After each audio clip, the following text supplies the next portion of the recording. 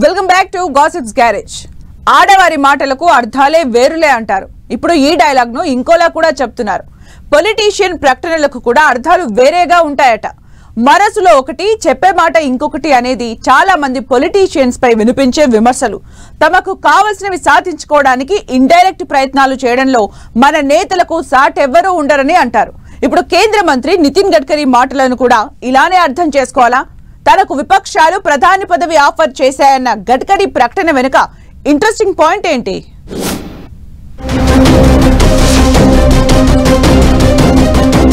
నితిన్ గడ్కరీ కేంద్ర రోడ్డు రవాణా శాఖ మంత్రి. ప్రధాని మోదీ ప్రభుత్వంలో ఒకే శాఖను నిర్వహిస్తున్న నితిన్ గడ్కరీ తాజాగా చేసిన ఓ ఆసక్తికర ప్రకటన పొలిటికల్ సర్కిల్స్ లో విస్తృత చర్చకు దారితీస్తోంది. పార్లమెంటు ఎన్నికల ముందు ఓ విపక్ష నేత తనకు ప్రధాని పదవిని ఆఫర్ చేశారన్న నితిన్ గడ్కరీ వ్యాఖ్యలు ఇప్పుడు హాట్ టాపిక్ గా మారాయి. నిజంగా గడ్కరీకి ఎవరైనా ప్రధాని పదవిని ఆఫర్ చేశారా?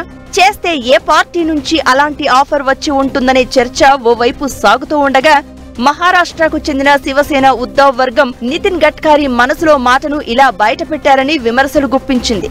దీంతో కేంద్ర మంత్రి నితిన్ గడ్కరీ ప్రకటనపై ఎవరికి తోచినట్లు వారు వ్యాఖ్యానిస్తున్నారు. మహారాష్ట్రకు చెందిన నితిన్ గడ్కరీ ప్రధాని మోదీ ప్రభుత్వంలో కీలక నేత. గడ్కరీకి ఆర్ఎస్ఎస్ అండదండలు పుష్కలంగా ఉన్నాయని చెబుతూ ఉంటారు. ఆర్ఎస్ఎస్ మద్దతుతోనే గతంలో బీజేపీ అధ్యక్షుడిగా పనిచేశారు నితిన్ గడ్కరీ. ప్రధానిగా మోదీ వారసుడు ఎవరనే విషయంపై బీజేపీలో జరిగే చర్చకు ఆర్ఎస్ఎస్ నేపథ్యం ఉన్నవారంతా గడ్కరీ పేరునే సూచిస్తూ ఉంటారని చెప్తూ ఉంటారు. నిజానికి ప్రధాని మోదీ తర్వాత నెంబర్ 2గా హోంమంత్రి అమిత్ షా, ఆయన తర్వాత యూపీ ముఖ్యమంత్రి యోగి ఆదిత్యనాథ్ వంటి వారు బీజేపీలో ఎందరో ఉన్నా నితిన్ గడ్కరీ కూడా ప్రధాని పదవిని ఆశిస్తున్న వారిలో ఉన్నారనే టాక్ ఎప్పటినుంచో ఉంది. అయితే ప్రధాని మోదీ స్ట్రాంగ్ గా ఉండడంతో ఆ సంభాషణలన్నీ తెరచాటుకే పరిమితం. ఎవరూ బహిరంగంగా ఇలాంటి వ్యాఖ్యలు చేయకపోయినా ఇప్పుడు కేంద్ర మంత్రి గడ్కరీ పరోక్షంగా తన అభిలాషను వ్యక్తం చేశారా అని సందేహిస్తున్నారు.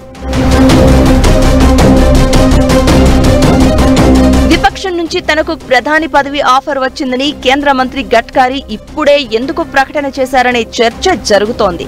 ప్రధానిగా మోదీ బాధ్యతలు చేపట్టి 100 రోజులు కావస్తూ ఉండగా గడ్కరీ వ్యాఖ్యలు ప్రాధాన్యం సంతరించుకున్నట్లు చెప్తున్నారు. మోదీ మంత్రివర్గంలో తొలి నుంచి కొనసాగుతున్న గడ్కరీ ఇప్పటి వరకు ఒకే శాఖను చూస్తూ వచ్చారు. తన మంత్రివర్గ సహచరుల శాఖలను గత 2 ప్రభుత్వాల్లో మార్చిన ప్రధాని మోదీ గడ్కరీకి మాత్రం 3 సార్లు ఒకే శాఖను కేటాయించారు. అంటే ప్రధాని మోదీ వద్ద కూడా గడ్కరీకి సరైన గుర్తింపు ఉన్నట్లే అని చెప్తున్నారు. కానీ ఆయన తాజాగా చేసిన వ్యాఖ్యల వెనుక కారణం ఏమై ఉంటుందని పరిశీలకులు ఆరా తీస్తున్నారు. ప్రధాని మోదీ తర్వాత తాను రేసులో ఉన్నాను అని చెప్పుకోవడానికే గడ్కరీ ఇలాంటి ప్రకటన చేశారా అని అంతా సందేహిస్తున్నారు. నిజంగా ప్రతిపక్షాల నుంచి అలాంటి ఆఫర్ వచ్చి ఉంటే అప్పుడే ఈ ప్రకటన చేసేవారు కదా అని గడ్కరీ ప్రత్యర్థులు నిలదీస్తున్నారు. దేశాన్ని నడిపించే నాయకులు ఇండీ కూటమిలో ఎందరో ఉండగా బీజేపీ నుంచి అరువు తెచ్చుకోవడానికి తాము సిద్ధంగా లేమని శివసేన ప్రకటన కూడా ఇక్కడ ఆసక్తికరంగా మారింది. శివసేన చెప్పినట్లు ఇండీ కూటమిలో కాంగ్రెస్ అగ్రనేత రాహుల్ గాంధీ, బెంగాల్ ముఖ్యమంత్రి మమతా బెనర్జీ, ఎన్సీపీ నేత శరద్ పవార్, ఢిల్లీ సీఎం కేజ్రీవాల్ వంటి నేతలు ప్రధాని రేసులో ఉన్నారనే ప్రచారం ఉంది. నిజంగా ఇండీ కూటమికి మెజారిటీ వస్తే వీరిలో ఎవరో ఒకరు పీఎం అయ్యే అవకాశం ఉండేది. కానీ గడ్కరీకి ఎందుకు ఆఫర్ ఇస్తారు అని ప్రశ్నిస్తున్నారు పరిశీలకులు. గడ్కరీ చెప్పినట్లు ప్రధాని పదవిపై ఆశ లేకపోతే ఇప్పుడు ఎందుకిలా ప్రకటన చేయాల్సి వచ్చిందనేది ఆరా తీస్తున్నారు. మొత్తానికి గడ్కరీ మనసులో మాటలను ఇలా బయటపెట్టారా అనే చర్చే ఎక్కువగా జరుగుతోంది.